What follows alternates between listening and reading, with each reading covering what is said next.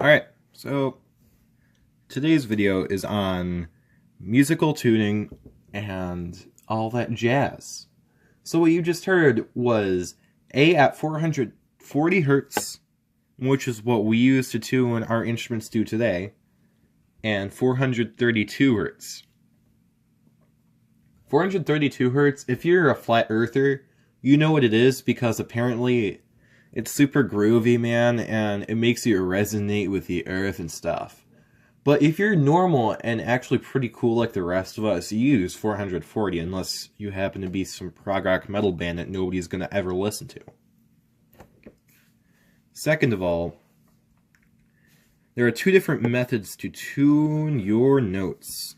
And if you didn't tune them right, it's going to sound gross. And one of these systems will provide you with notes that are going to sound pretty gross if you tune off the wrong note.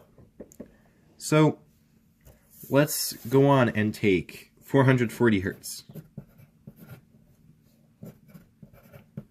Now, if you look at that, that's a pretty cool number, isn't it? If you want to make it keep on looking pretty, you use Pythagorean tuning, which was probably used by the old Greek guy, who was pretty cool, I guess. He did something with triangles. I'm not sure if he was part of the Illuminati or not, but that's always a possibility. But either way, you use this tuning system in ratios of 3:2 for a perfect fifth, and 2:1 for an octave. Now, if you're not musically inclined like me, a perfect fifth is an interval that always is going to stay the same. So, I'll write them all out for you. So, here, I wrote out all the perfect fifths for you. That'd be C to G, D flat to A flat, D to A, E flat to B flat, E to B, F to C, G flat to D flat, G to D, A flat to E flat, A to E, B flat to F, and B to F sharp. And one of the faux pas of writing music is that you don't use it because it sounds really, really goofy next to the tritone, and that's like me around my family at Thanksgiving. We don't talk about him. So, the next interval that we use for Pythagorean tuning is the octave. Now, the octave is literally the same note with the same name, but it sounds the same, but it's higher. So, yeah. And it's a pretty important thing because it sounds cool. But however, it's also important because when you're comparing Tet and Pythagorean tuning systems, it will always produce the same frequency.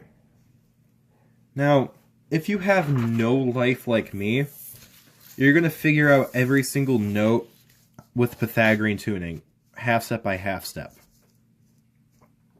And it takes part of a long process of going up by fifths, even past the point to where it succeeds human hearing, and then dividing back down to give you the notes in order. And it took me a long while to do this. Now, if you compare it to the Tet system, these numbers are not going to be the same. But why, you may ask?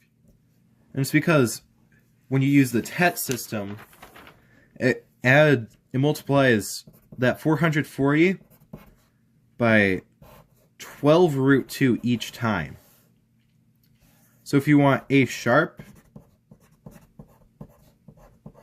and if you're weird, that's also B flat, but that's a different story for a different video because you're not going to get that video from me. So that would give you 466.16 hertz. Now, if you do that again, it will give you 493.88 hertz. And if you keep going, and going and going and going until you lose your life, because you have very little time to do anything else, you will get 880 hertz. But wait, if you put 880 hertz in a ratio to 440, that's going to give you a 2-to-1 ratio.